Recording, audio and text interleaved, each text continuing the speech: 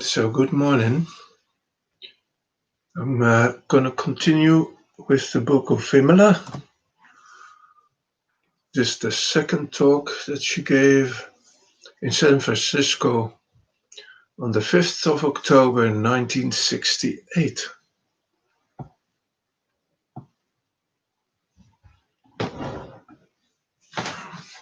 And she says, I deem it a privilege to be with you this evening and share with you verbally as far as the medium of words can take us. The concern that I feel about basic problems and challenges with which we are faced today. It seems to me that the challenge with which humanity is faced has many aspects. It's not possible to take them all in one evening into consideration, but we may begin with the fundamental challenges which are self-evident in many countries. One of these self-evident challenges is the state of chronic anxiety in which we find human beings immersed. Even in Europe, America, and Great Britain, where people can manage comfortably to clothe and feed their bodies decently, to have a decent shelter over their heads, one does find that something is missing. Individually and collectively, people are given to anxiety and nervous tension.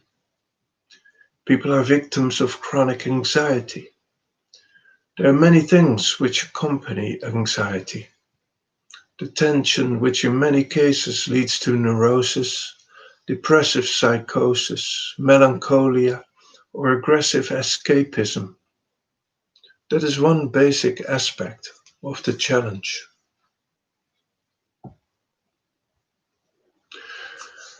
The other aspect of the challenge seems to be a revolt against rationalism.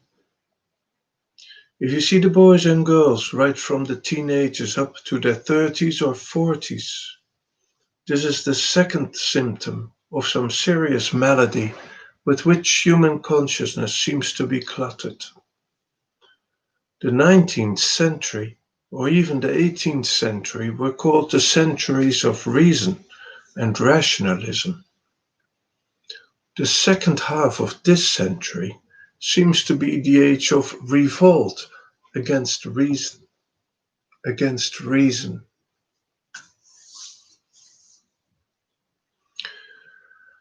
It's no use condemning the youngsters, saying that these hippies and yippies are drug addicts or accidents. They're not accidents. They seem to be necessary consequences of a total way of life, which we have been following for some centuries.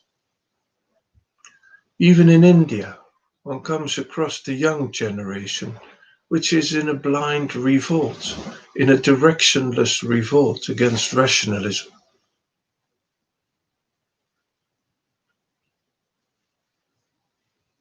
We have to find out why there is such a revolt against discipline, rationality, cleanliness, aesthetic sense, and against so many other things.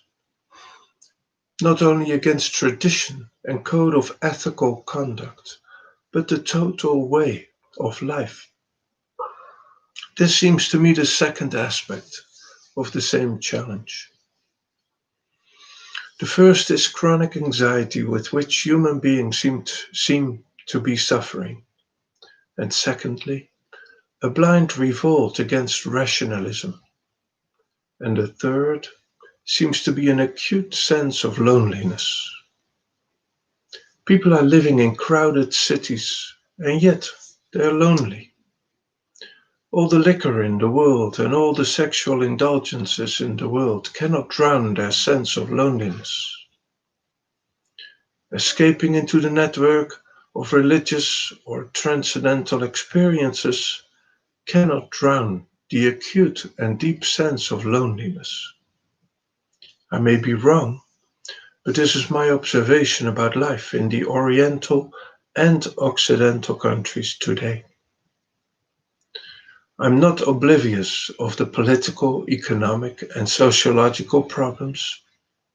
One cannot miss the tensions in the world, the Vietnams and the Biafras, Jordan, Syria, or the racial tensions in the USA, the tensions between Russia and the satellite communist countries around Russia, and so on and so forth.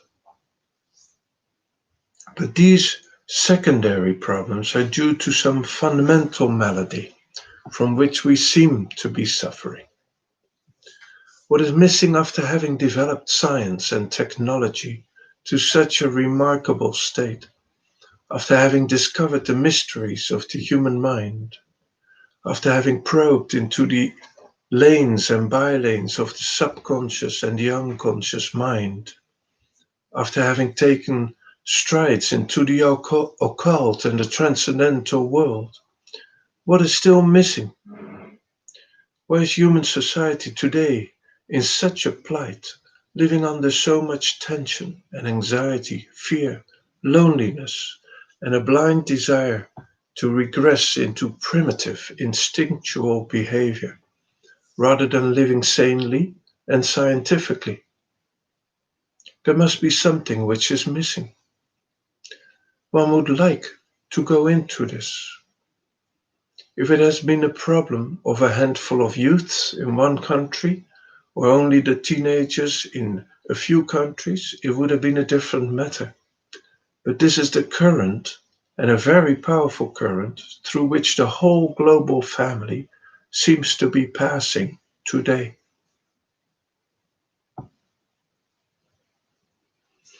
When human beings were busy developing the mind and the brain, cultivating this very rich and beautiful instrument at their disposal, they neglected something important.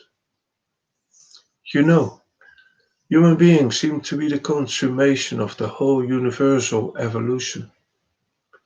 The plants, the birds, and the animals have also brains and minds. They do also think, and they can feel, and they have a will. They can act, but it is only a human being who is conscious of himself. He can not only think, but simultaneously he can be aware of what he is thinking, how he is thinking, and why he is thinking in a particular manner. He not only can act, but simultaneously can be aware of the motive behind his actions, the direction in which the motive is dragging him or pushing him to act. This self awareness seems to be a unique ability with which human beings have emerged. The second capacity with which he has emerged seems to be the capacity to communicate through symbols. After all, here we are. You and I are using words which are symbols to create a symbol to communicate what is happening within oneself, what is happening outside oneself, and the interaction between the within and the without is also a unique capacity. All human languages are the flowering of that capacity. As words are symbols, the notes that we use for the music are also symbols. The lines, the circles, and the shades that are used for painting and sculpture are also symbols. Man has been busy, perhaps for thousands of years, refining this capacity to communicate through symbols and also to manifest this ability of self consciousness.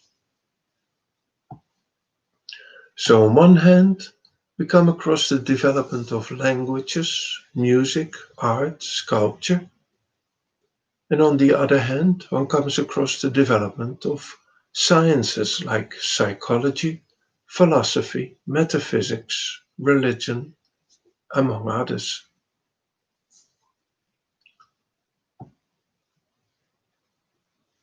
It is remarkable how man has been cultivating the cerebral instruments at his disposal. Development and refinement of the biological structure, the refinement and sensitivizing of the psychological structure are the two things with which man has been busy. Animals live by instinct. His sense of self-preservation and urge for continuity get expressed through the instinctive action. Man did not want to live by instinct alone, so he began developing the brain. Now, the use of the brain implies two things. One, the time factor gets involved when one wants to perceive things through the mind. One has to receive the impressions through the senses. The nervous system has got to carry the impressions to the brain. And then, according to the conditioning, the pattern of thinking, feeling, and willing in which the brain has been brought up, the brain will respond to these impulses. So many intermediaries come between the objective reality and the subjective response of a human being. So pushing aside instinct and taking up intellect as a medium of getting related to the objective world, man had to go through the intermediaries of sense organs, the brain cells, and also the time factor. And look what happens now. You must have noticed how the capacity of every sense organ is limited. The capacity to receive an impression is limited. Our ears are capable of receiving atomic explosions of sound. Sound has atoms. Sound and light also have atoms. When we verbalize something and utter a word, it's an explosion of sound atoms. We're not going to go into the technicalities this evening, but we can see light only to an extent. If it gets brighter than that, we cannot see it anymore. If it gets dimmer than the given unit, then also we cannot perceive it. We can hear only to the pitch and the volume to which our ears have been adjusted. So the capacity is limited. It is not a valid question to ask oneself whether we have seen the totality of a fact or we have only seen a fragment of a fact. We observe through the senses. Their capacity is limited. Then the nervous system which carries these sensations, stimulated by impressions, has a limited capacity to contain the vibration. It cannot carry sensations if they are very intense or deep. That again is a limitation of the nervous system. And then comes the third limitation. The brain that interprets the sensations is conditioned by education, the environment in which it has been brought up. It responds according to that conditioning.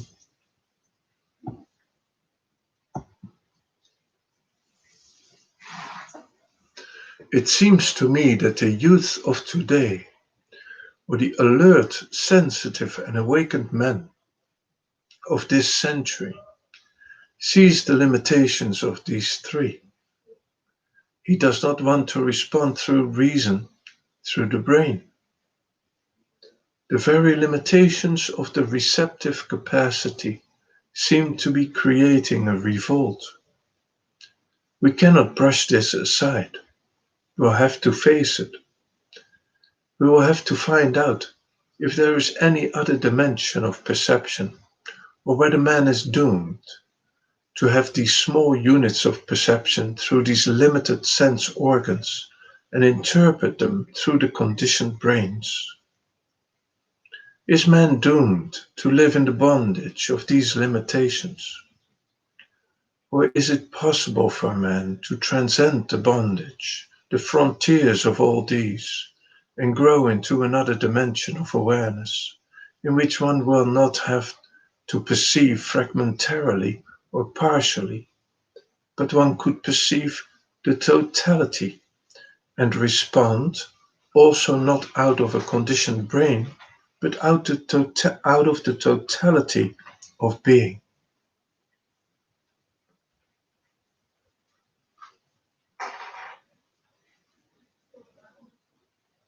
The revolt that we come across today seems to have these deep roots.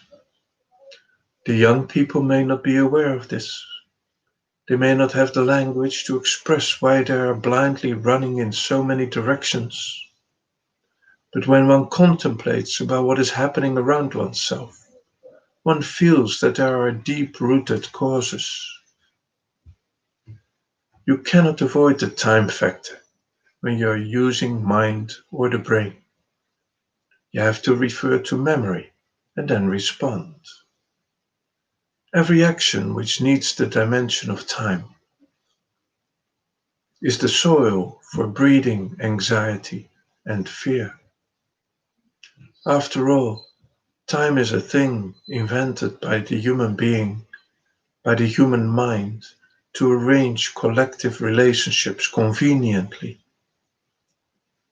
In this country, in America, it will be presumptuous on my part to go into explaining how time is a myth. Chronologically, what we call time is the result of the positions of the earth and the sun and the revolving of the earth. Time has only relative reality. The yesterdays and todays, the weeks and the years are only the convenient symbols which man has created to arrange his collective relationships. I need not go into the simple facts of life. It is a unit of time that we have created as a day. What happens to a man who goes into space and travels? If he goes round the earth 24 times in one day, has he lived 24 days or has he lived one day? How do we count it?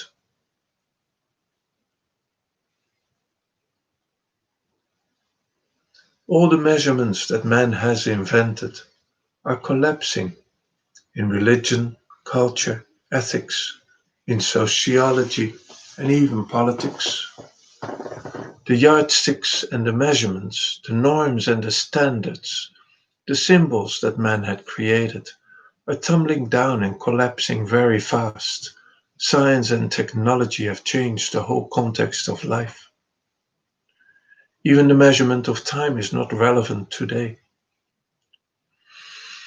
This discovery of the fact of time is an explosion of the myth of time. Time was called the dimension of life some few decades ago. Now humanity has arrived at the phase where they have to say that time is a myth created by the human mind. Time does not exist. It's very interesting to go into this phenomenon of what time actually is. Is there any continuity in what we call time? Or is what we call a moment only a total and complete eternity condensed before our eyes? Maybe the concept of continuity also will be challenged. We will find out very soon that there is nothing like continuity in time. That is the second factor. I was saying that while man was busy refining the brain and making it more and more sensitive and rich, he had to use time and he had to use the intermediate instruments. Now, He is not satisfied with it, so there is a revolt.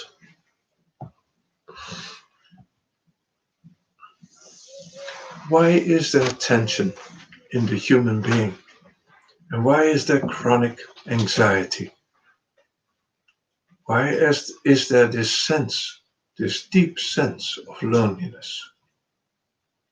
The study of human life is a very interesting study if we do not do it academically, but do it factually. When I work through intellect has to acquire objective information, which is called data. The scope of information has become so vast today. You have the newspapers and the journals. You have the television, the wireless, and God knows what. So the scope of gathering information in every department of life, in every area of human activity, has become so wide. It is an ever increasing, ever growing field of information. The intellect cannot get all the information. It has to be satisfied with the tentative information that it gets, and then base its decisions on that information. We are now aware that there is a possibility of getting much more information. There is a limitation on the information that we can get at every moment, and we have to act immediately. So our decisions have to be based on that limited information, and an alert, sensitive person realizes that he does not know all the aspects of a fact. So even after having taken decisions in life, one does not have the sense of self-assurance or self-confidence. One feels a lack of self-confidence. One is not sure about the decision, the propriety, the rightness or wrongness of the decision, and this creates tension. Instinctive responses were immediate and direct, but they were one-sided.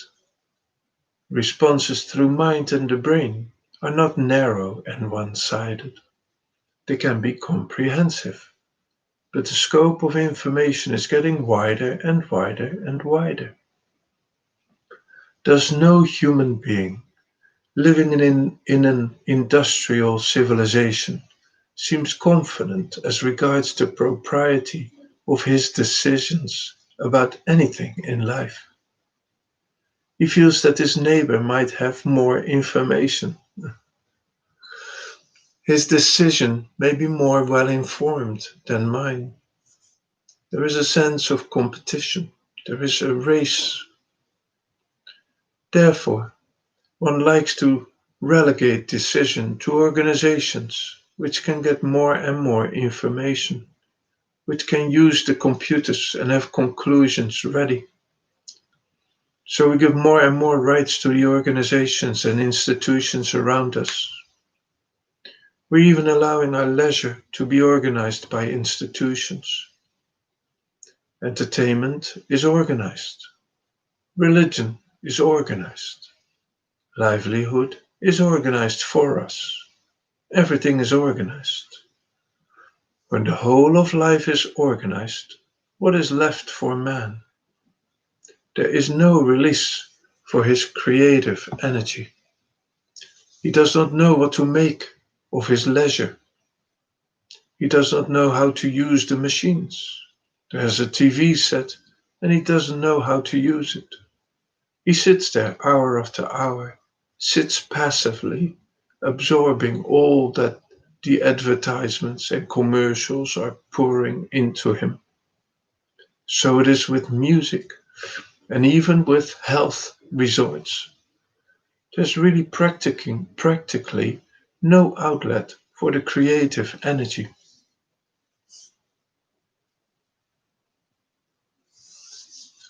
I'm not blaming the context that industrial civilization has created for us. I'm only submitting with all humility that man has not learned how to use what science has given to him.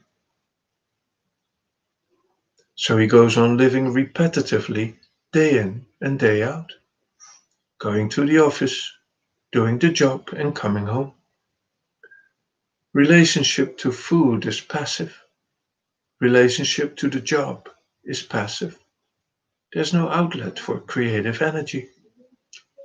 Hence, human beings get annoyed and irritated. There's a sense of friction within. On the slightest pretext, the annoyance of the irritation comes up. It wells up, surges up, and gets expressed in relationship. We're becoming more and more short tempered, tense, angry, suspicious, jealous, and envious. I do not imply thereby that thousands and thousands of years ago all human beings were angels. I do want to say that man is not keeping pace with the advances of science and technology. He lives in a world where the symbols are not relevant to the context of his life. He lives in a world where everything is organized, where he allows everything to be done for him, and then the passivity becomes boredom as he does not know what to do with his time. The relationships between human beings in the families and communities is meaningless. We really do not need each other very much. The theory of independence has isolated us. Instead of freedom enriching the relationships, its misuse has isolated human beings. And isolated human beings will always be victims to anxiety.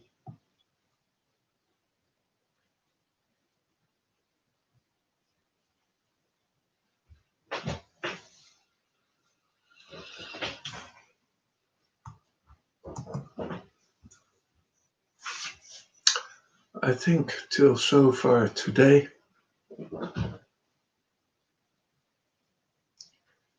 I'm gonna continue tomorrow. So I wish you a really good day. Bye for now.